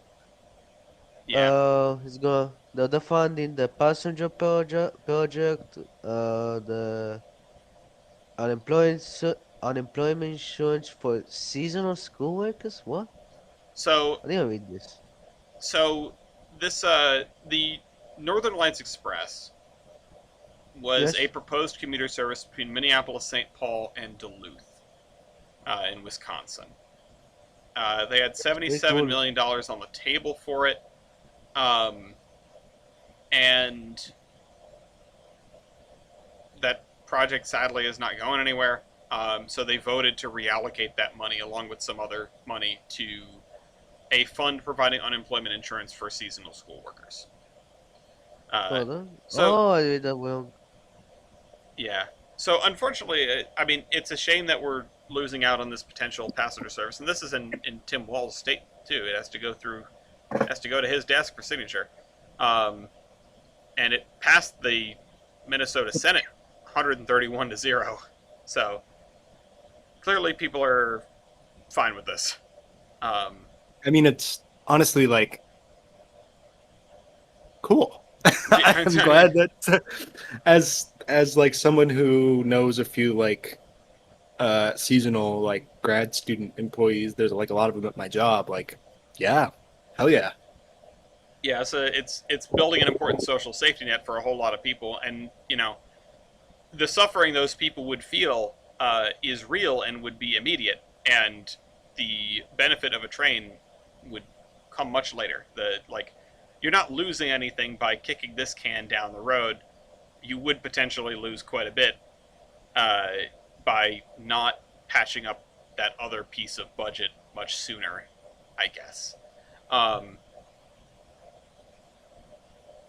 uh, yeah, it I'm is. just glad it's not going toward the highway or whatever. Yeah, exactly. It's not going. It's not going to. It's not going to something like. 65. What'd you say? Does the 65? Does the 65 going to the area? Yeah, this Highway 65 and Highway 35.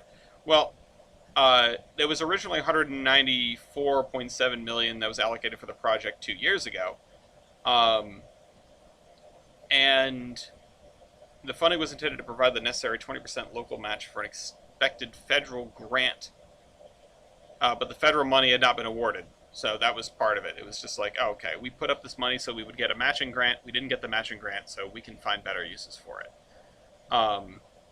This is also, on the back of North Star getting shut down. So those two train projects kind of gone down the tubes in Minnesota, which is unfortunate. And uh, what's the other one?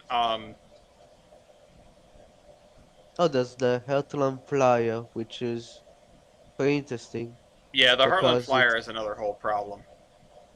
it's apparently it's getting defunded by the Texas, and the Oklahoma is like they need to also defund it because they can't do it alone. Right. Yeah, the Heartland Flyer is supported by Texas and Oklahoma, which are the states that It that goes to. that it runs through. I did want to touch on this though, really quick. The the chair of the Transportation Committee in Minnesota, said that there's still $108 million on the table, and uh, they want to make sure that it gets reallocated to more transportation stuff, but they're more concerned about roads and bridges. They're clearly not a train person because they described it as a $1 billion train to Duluth, which, I mean, it might be an expensive train to Duluth, but what's wrong with Duluth?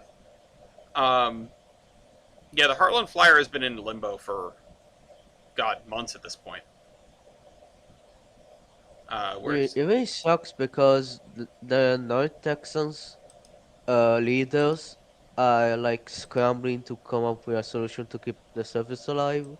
So so it's kind of they say that like the region needs more transportation options. So it's kind of sad to see it go.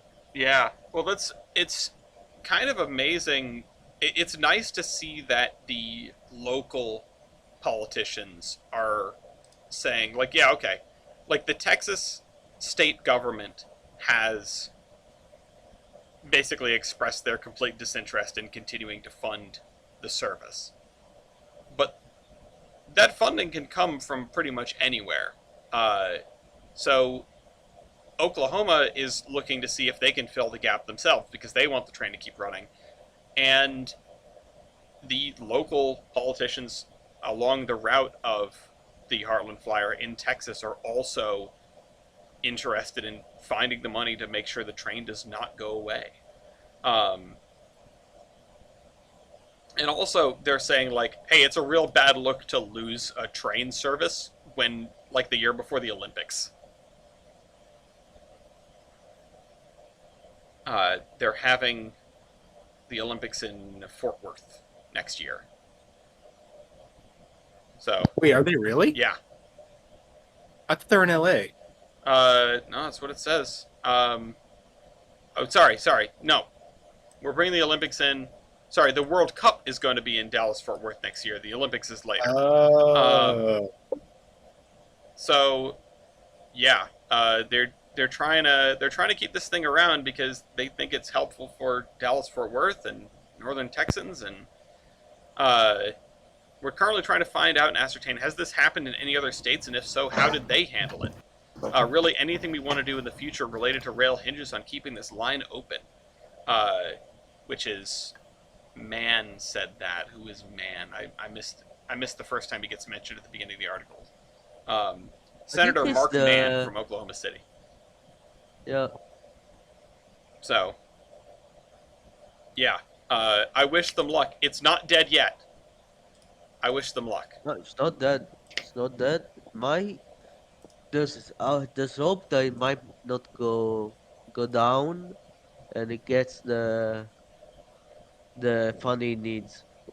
Maybe not. Absolutely. And maybe, so this has happened, something has happened um, in baseball at times, which is the ones I can think of that have happened recently.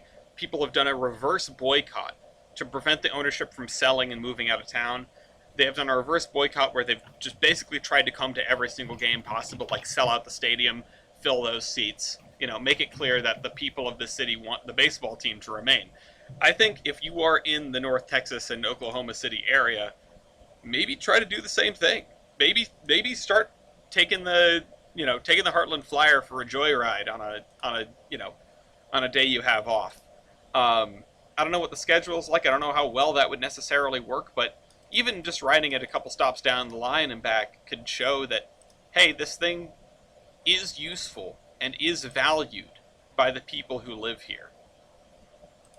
So, Godspeed, Heartland Flyer. It's a real shame because I feel like in the last few years we have come so close to getting extensions up into Kansas, which would have connected it with the Southwest Chief, which would have made a world of difference for that train. And that is just stalled again and again, sadly. It doesn't help that the Southwest Chief is like Amtrak's most maligned long-distance service. Mm-hmm. Anyway, I can't remember what I had that was... I was hoping there was a fun one in here. There's also the Maine legislation, or the Maine legislators killing the Portland to Orono, however you pronounce that, passenger service that was brought up. Portland, Lewiston, Bangor, Orono, voted down 93 to 52. So it was not that close. And in fact, they were worried about the federal funding portion of this thing sort of dissolving if they tried to, in the event that they decided to move forward with it, the bottom could drop out of the whole funding plan.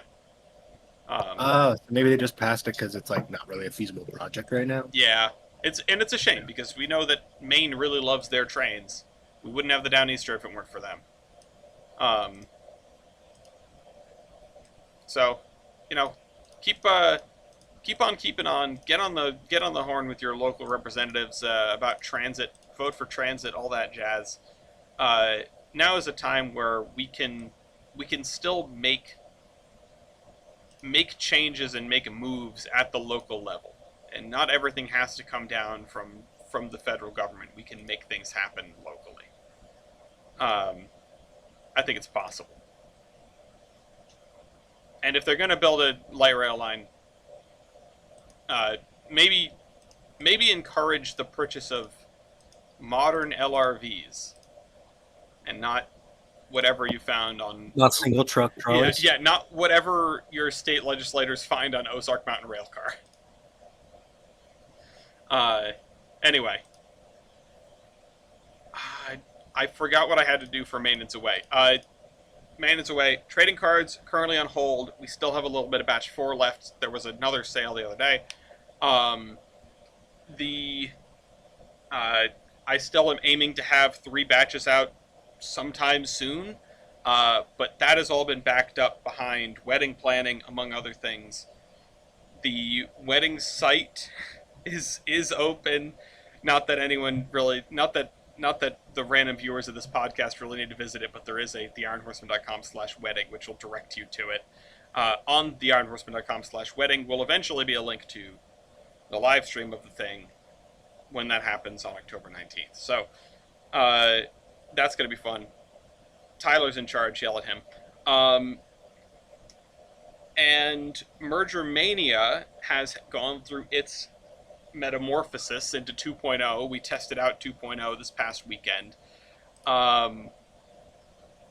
And it's really cool. I've been sort of fiddling with it all day, just making little tweaks here and there. It's gonna get up on the website pretty soon. I just need to reach out to the people who run Mississippi Rails, that website where we get all the KMZs, and say, hey, is it okay if we redistribute these bastardized KMZs that I made? Please, please, pretty please. Thankfully, we know someone who knows one of the guys who runs the website, and he thinks that Merchamania is really cool. So, you know, you're telling me there's a chance. Anyway, does anyone else have any Maintenance Away, any advertisements, anything like that before we go on to our final segment? Really? I got nothing. Got nothing? Alright. Amtracker. Nobody look. Take a guess. What's the latest train on Amtrak? Acela. Yeah? Northbound or southbound? No, that's not my book. I want to say Lakeshore Limited, eastbound. Okay, eastbound Lakeshore Limited. Let me check to see that there's one on the board. There is a westbound. There's no eastbound. You want the westbound? Yes. Okay. Other guesses? Westbound Chief. Oh, wait, sorry. There's an eastbound. Westbound Chief. Oh. Jader? Tyron, you know any Amtrak trains that you could take a guess with? No, really. Oh, well. Let's do southbound Floridian. Southbound Floridian. Okay. Floridian to Miami. Let's start here, then. Is 1 hour and 36 minutes late at Petersburg, Virginia. Petersburg. The Lakeshore Limited is just outside of Manhattan. It is 1 hour and 17 minutes late at Croton Harmon, New York. Just switched on to electric power. 117. Would you say the eastbound Chief? I think I did. Who Yeah. said Chief? I did. Would you say eastbound or westbound? Westbound Chief. Westbound Chief. Okay, southbound Chief to Los Angeles. 1 hour and 30 minutes late at Albuquerque, New Mexico. There's another one that's 24 minutes late at Galesburg, Illinois. Let me see if I can find the latest train on Amtrak. I think there it is. Lincoln Service, Missouri River Runner, 2 hours and 57 minutes late at St. Louis, Missouri.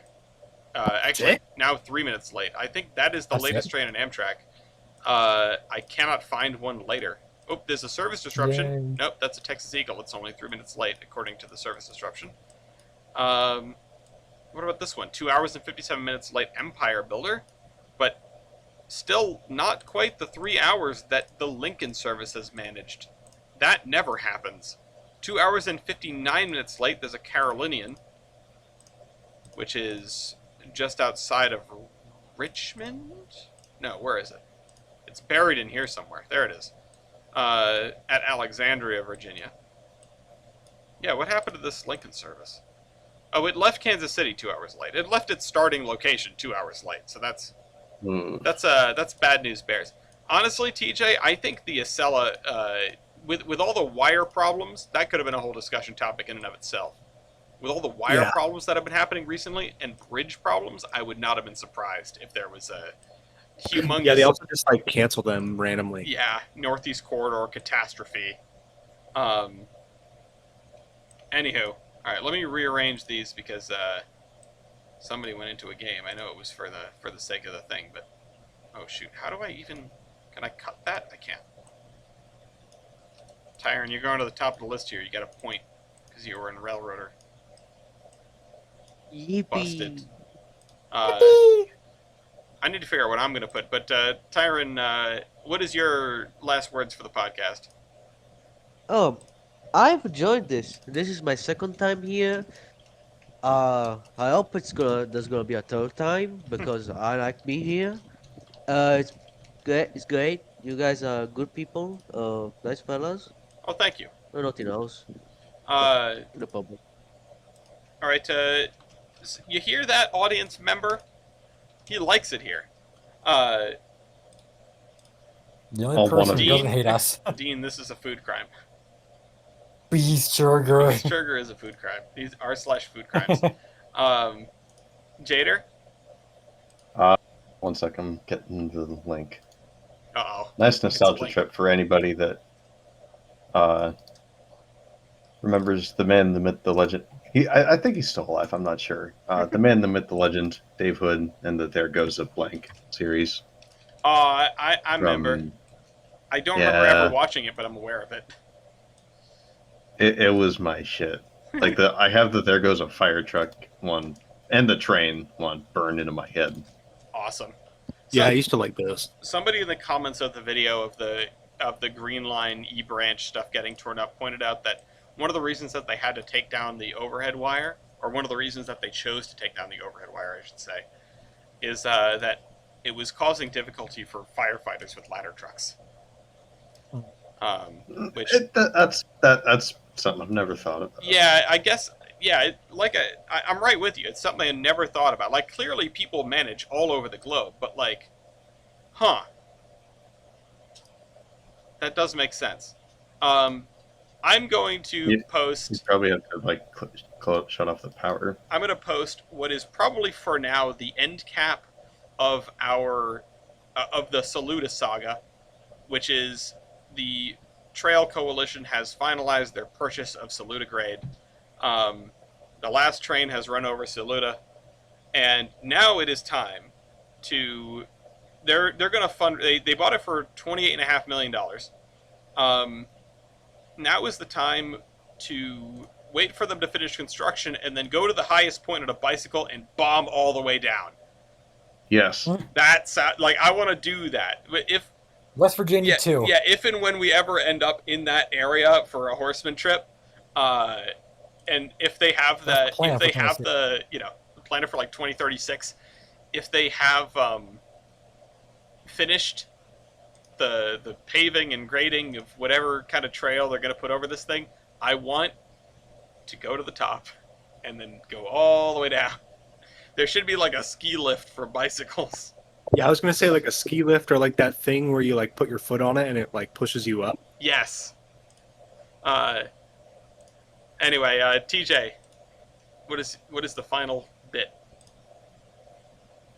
I found this cool video of historic shots of Providence, and there's some pretty interesting stuff in there. So I figured I'd put it as my thing. I just noticed the thumbnail of this video is, I think, the ship that I have the giant framed picture of on my wall. If you watch the there's a ship that goes by that has like this cool like cantilever thing. Oh, well, like on the top? Yeah. Oh, Oh, the walking beam. Yeah. Okay, no, that's the Priscilla, which is not the ship that I have. But anyway, yeah, this is really, Come on, really cool. Hope. I mean, footage of, just like raw footage of wandering around in the 1930s is so cool. Like, it's so cool. You know, I don't want to get too nostalgic because, like, that's before the invention of deodorant. But, it's, you know, Yeah, you can live without that. among other things. I was gonna say it'll smell like a train show. Yeah, no, please, anyone who's listening, Thank Or a you. comic book store. take a shower before you go to the Big E. Please. Anyway, thanks for watching this episode of the Terminus Podcast. Thanks to all of you for joining me on this episode of the Terminus Podcast, and for anyone else who has followed along. You've wasted another perfectly good 2 hours listening to the Terminus Podcast. Thank you for doing so. There goes our one viewer. Yep. Thanks to Wes and Steve. Even though you didn't contribute to this episode in any way, I think you're cool guys. SteamLocomotive.com is a wonderful site. Check it out. And thanks to these two cameras from these two channels. They're both linked in the cargoes. Check it out. We'll see you all in a fortnight. In case of an emergency, call Conrail. Goodbye. Goodbye. Bye bye. Bye.